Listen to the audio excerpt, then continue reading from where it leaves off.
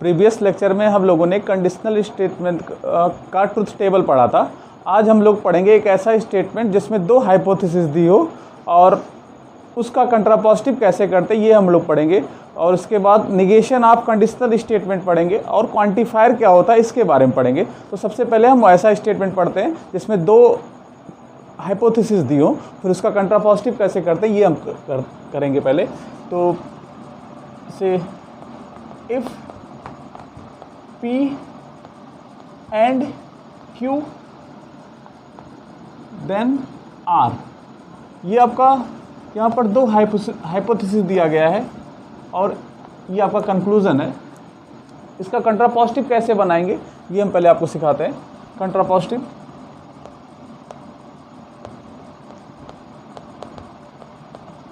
कंट्रापोजिटिव इसका क्या हो जाएगा, not R, if not R then not P and Q, ये इसका कंट्रापोजिटिव बनेगा। उसके बाद हम यहां पर डिमार्गन लॉ लगाएंगे। डिमार्गन लॉ हमने आपको बताया था, इफ नॉट आर देन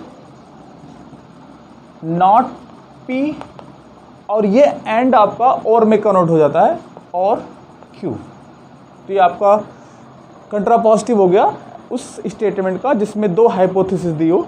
अब हम इस पे एक एग्जांपल करते हैं। कॉम्प्लेक्स एनालिसिस की एक थ्योरम है, लियोविलिस थ्योरम, जो बहुत ही इंपॉर्टेंट थ्योरम है कॉम्प्लेक्स एनालिसिस की। उसका कंट्रापोजिटिव हम लोग बनाएंगे।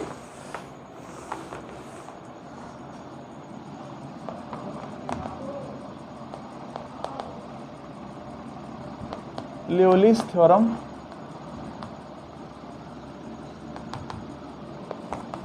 स्टेटमेंट लिखते हैं, इफ a function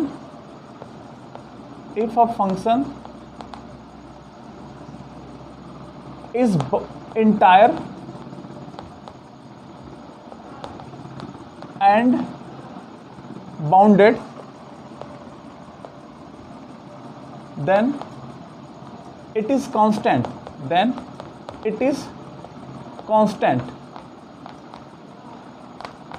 ये आपकी लियोविलिस थ्योरम है कॉम्प्लेक्स एनालिसिस की। अब इंटायर क्या होता है इसके बारे में आपको जानना कोई बहुत जरूरी नहीं है, आप कंट्रापोजिटिव इसका बनाए। और इंटायर क्या होता है जब आप कॉम्प्लेक्स पढ़ेंगे तो इसके बारे में आप जान जाएंगे। इसका कंट्रापोजिटिव हम बनाते हैं।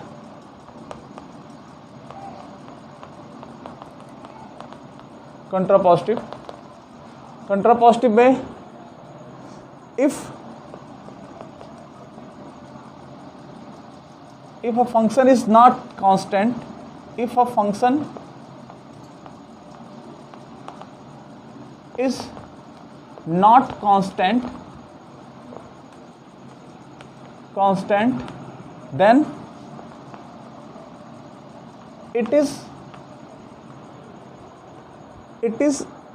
entire, it is not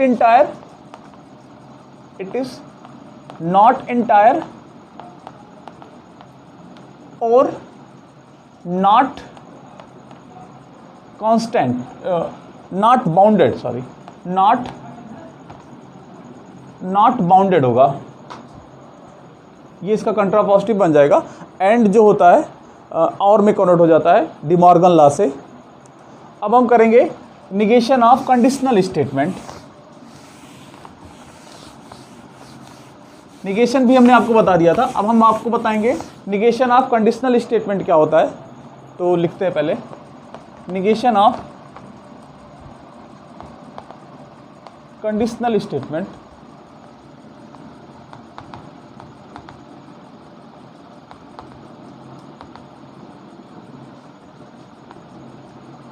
negation of conditional statement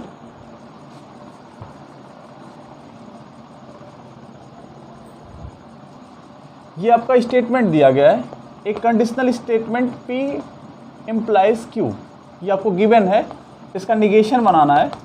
अब कैसे हम निगेशन करेंगे, निगेशन होता क्या है वो हम आपको बताते हैं। तो पहले हम इसको इक्विवेलेंट एक हम कंडीशनल स्टेटमेंट को एक दूसरे फॉर्म में लिखने की कोशिश करेंगे। हमने जो 14 वर्जन मैंने लिखाया था उसमें एक 30 नंबर पे जो था उस वर्जन में हम इसको कन्वर्ट करते हैं।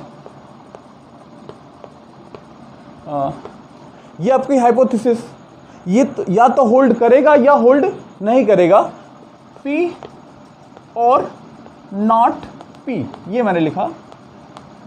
या तो आपका जो हाइपोथेसिस है होल्ड करेगा या होल्ड नहीं करेगा, ये इक्विवेलेंट है।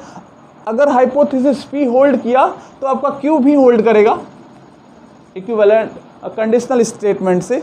और इसको मैं, अगर आपका हाइपोथेसिस होल्ड नहीं कर रहा तो आप Q के बारे में कुछ नहीं कह सकते, होल्ड करे या ना करे आपका स्टेटमेंट हमेशा ट्रू रहेगा। इसको हम एज सच उतार देते हैं, नॉट और नॉट P। इसको थोड़ा सी P को पहले कर देते हैं, Q को बाद में कर देते हैं, नॉट P और Q। तो आपका जो P इम्प्लाइज Q हो गया, P इम्प्लाइज Q इक्विवेलेंट हो गया नॉट P और Q। ये P इम्प्लाइज Q इसके इक्विवेलेंट हो गया। हमने 13 वर्जन में ये लिखाया था, जो 14 वर्जन मैंने लिखाया था उसमें एक वर्जन ये भी था, P इम्प्लाइज Q या नॉट P और Q लिखा जाए। अब हम इसका निगेशन करते हैं। Negation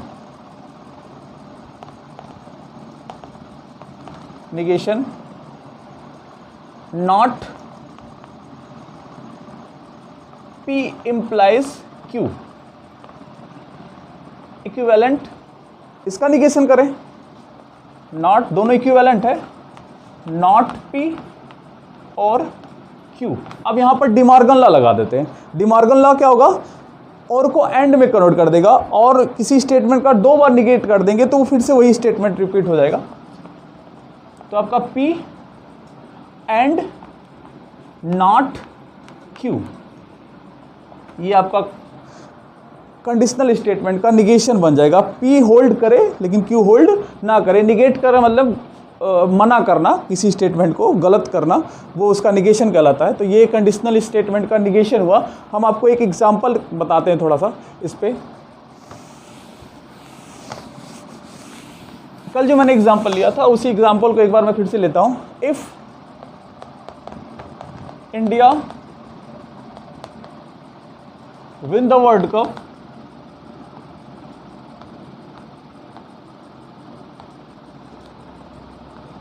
then I will be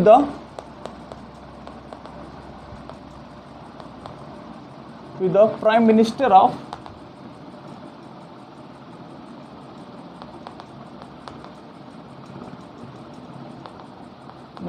of India।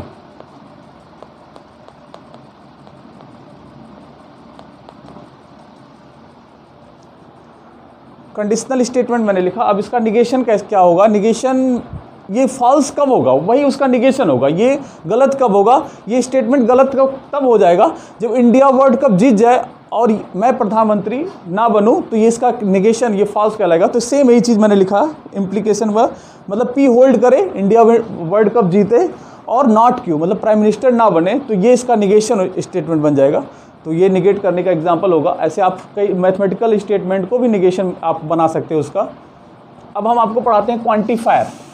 क्या होता है क्वांटिफायर के बारे में बताते हैं।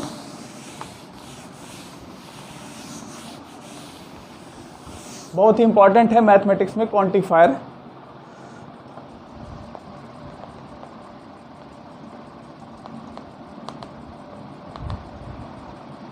Quantifiers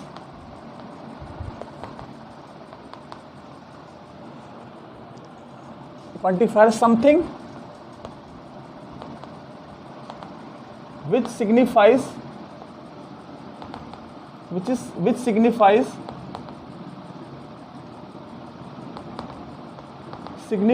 the quantity, something which signifies the quantity,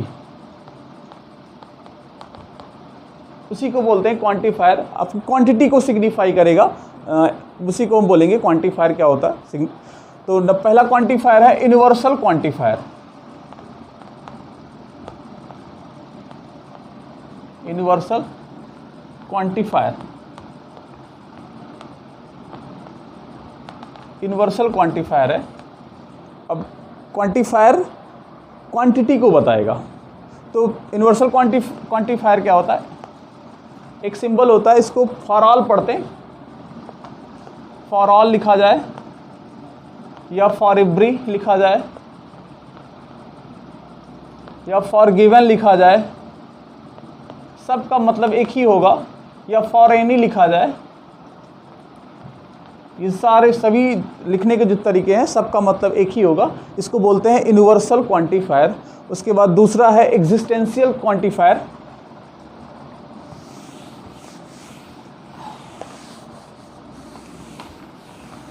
दूसरा लिखते हैं एग्जिस्टेंशियल क्वांटिफायर।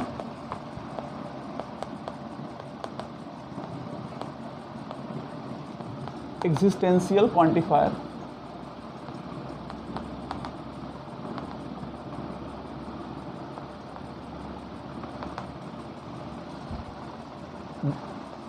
ये सिंबल, इसको पढ़ते हैं देयर एग्जिस्ट। अब अलग अलग तरीके से लिखते हैं देयर एग्जिस्ट, सबका मतलब एक ही होगा, there exist, there exist at least one, कुछ भी लिखा मिल सकता है, सबका मतलब एक ही होगा, एटलीस्ट वन, या there exist a, there exist a, या there is,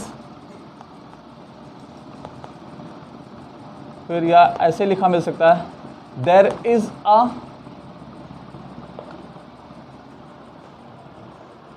there is at least one, there is at least one, या फॉर सम। ये अलग अलग लिखने का तरीका होता है, लेकिन सब का मतलब एक ही होता है। यहाँ जो सम लिखा है, सम का मतलब आप कुछ से मत समझिएगा, इंग्लिश वाले कुछ से, कुछ का जो मीनिंग होता है यहाँ पर, ये सम का मतलब, यहाँ फॉर सम का मतलब देयर एग्जिस्ट, या इन्हीं में से कोई ना कोई होगा, और सब का मतलब एक ही होता है। एग्जिस्टेंशियल क्वांटिफायर का एग्जांपल करते हैं एक, let A B a subset of R, ये रियल नंबर है, B a non empty set of set, then condition दी। 5 तरीके से मैंने लिखा, सबका मतलब एक ही है। There exist a x belong to A such that x greater than 4, ये लिखा हो, या there is a x belongs to A such that x greater than 4, ये लिखा हो, या there exist a x belongs to A such that x greater than 4, ये लिखा हो, या there exist at least one x belongs to A such that x greater than 4, ये लिखा हो, या X greater than 4 for some X belong to A. यहाँ some का मतलब वही मैंने जो पहले बोला था, कुछ से नहीं है, इन्हीं में से जो देयर एग्जिस्ट या उसी से रिलेटेड है। जैसे अगर हम एक जो सेट दिया गया, जिस तरीके से डिफाइंड ए के बारे में, ए अगर मैं ये लिखूं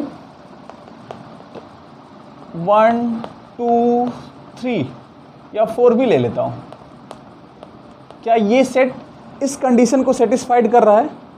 तो हम देखेंगे ये जो कंडीशन लगा है, कह रहा है उस ए में एक ऐसा एलिमेंट होना चाहिए जो 4 से बड़ा होना चाहिए, 4 से बड़ा होना चाहिए। तो इसमें ऐसा कोई एलिमेंट नहीं है जो 4 से बड़ा है, तो ये ए हमारा नहीं हो सकता।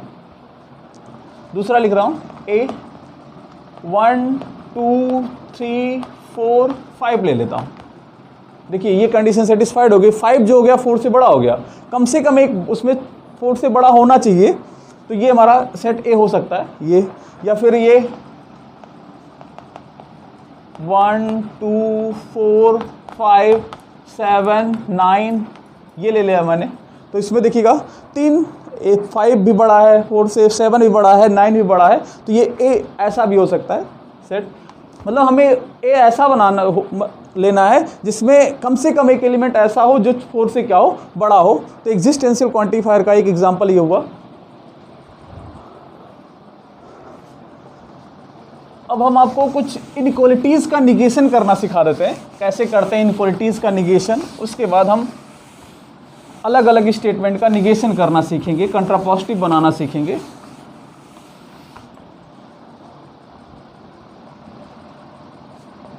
अगर मैंने ये ले लिया x ग्रेटर और इक्वल टू 4, इसका निगेशन करना है, x ग्रेटर और equal to 4, this equivalent to negation का मतलब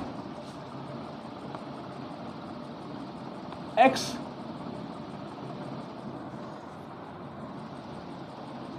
नॉट ग्रेटर और इक्वल टू 4। ये आपका और स्टेटमेंट है। अगर आप डिमार्गल लॉ से करेंगे तो यहाँ पर x ना तो 4 से बड़ा हो ना ही 4 के बराबर हो, तो क्या होगा, x लेस देन 4 होगा। तो ग्रेटर और इक्वल टू का जो निगेशन होगा लेस देन हो जाएगा। ऐसे ग्रेटर देन 4 का निगेशन करते हैं तो x नॉट ग्रेटर देन 4। अब नॉट ग्रेटर देन 4 का मतलब x 4 से बड़ा नहीं है। अगर x 4 से बड़ा नहीं है तो क्या क्या हो सकता है, x लेस और इक्वल टू 4 हो सकता है। x लेस और इक्वल टू 4। अब इसका निगेशन करते हैं, x नॉट लेस और इक्वल टू 4। x ना तो 4 से कम है और ना ही 4 के बराबर है, तो x क्या होगा, x 4 से क्या हो जाएगा, बड़ा हो जाएगा। या x लेस देन 4 का निगेशन करते हैं, x not less than 4, x is not less than 4। अगर मतलब x 4 से छोटा नहीं है तो क्या हो सकता है, x ग्रेटर और इक्वल टू 4 हो सकता है। तो यहाँ मैंने ग्रेटर और इक्वल टू का निगेशन लेस देन हो जाएगा, ग्रेटर का निगेशन लेस और इक्वल टू हो जाएगा, लेस और इक्वल टू का निगेशन ग्रेटर देन हो जाएगा, और लेस देन का निगेशन ग्रेटर और इक्वल टू हो जाएगा। अब अगला लेक्चर हम नेक्स्ट लेक्चर में कंटिन्यू करेंगे। Thank you.